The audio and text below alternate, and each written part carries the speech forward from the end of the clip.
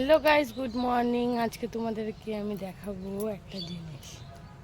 দেখবে? অবশ্যই দেখাবো।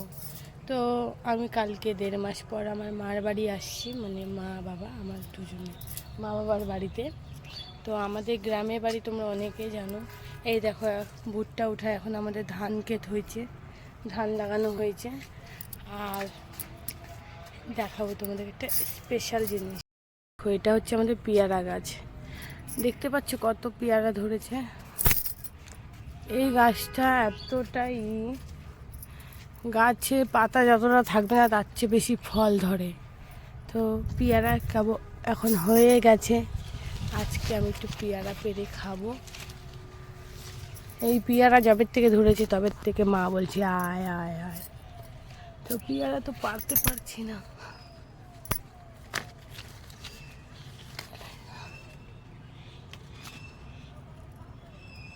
দেখতে পাচ্ছ উপরে উপরে কত পাকা পাকা, কত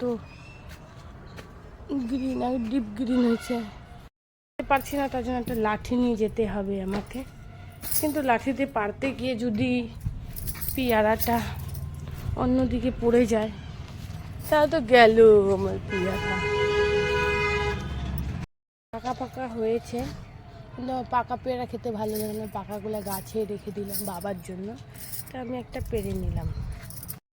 এই যে এখন খাবো, ধোয়া হয়ে গেছে। আমাদের গাছের পেয়ারা যখন ধরে তো ধরে, যখন ধরে না তো ধরেই না। মানে বছরে তো একবার করেই হয় গাছে পেয়ারা।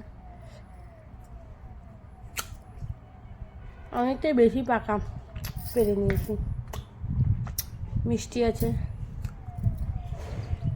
কে খাবার চলে আসো।